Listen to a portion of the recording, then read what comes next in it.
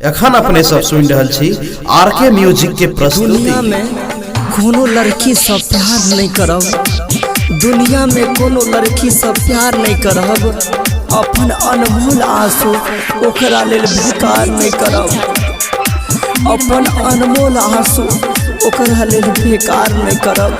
कांटा तो फिर भी दामन थाम ले छै, लेकिन एहन कोमल फूल पर हद से ज्यादा एतबार नहीं कर। शादी करबे गे शादी करबे तो इयो नहीं कर अब गम, शादी करबे तो इयो नहीं कर अब गम, शादी करबे तो इयो नहीं कर अब गम, शादी करबे तो इयो नहीं कर अब गम। तोरा बेवफा नहीं कहबो सनम, जब पियावा ने प्यार कर तहु तोरा,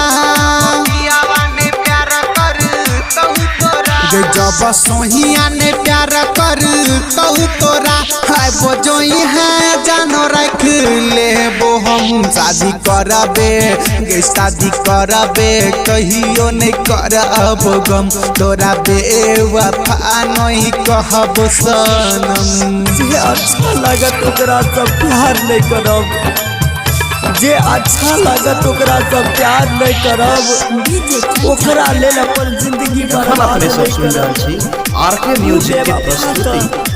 2 दिन याद अहाँ सब मिल, लेकिन तीसरा दिन बोलत कि हमर इंतजार नहीं करब।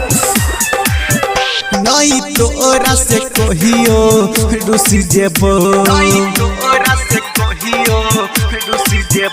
बोले मर जाई बहु लेकिन खुशी देबो, हाँ नहीं तोरा से कहियो रुसी जेबो, बोले मर जाई बहु लेकिन खुशी देबो। तोहर याद जे तई हमरा,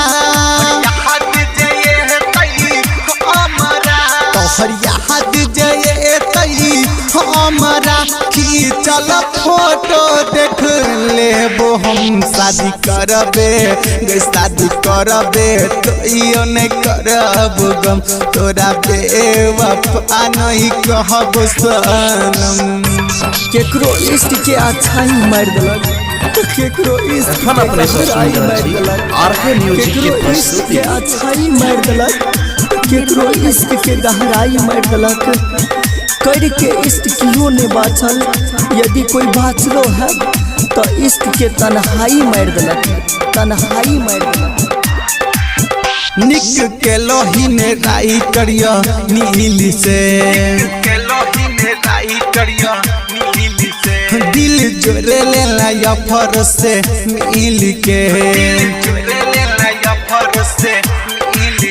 निक के लोही ने राई करिया मिल से, दिल जोरा ले लाया फर से मिल के। जो गे जान खुश रही है तू,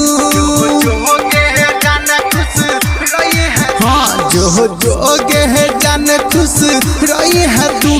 दुआ करई छियौ रब से हम शादी करबे गे शादी करबे तो इयो नहीं करब गम, तोरा बेवफा नहीं कहब सन।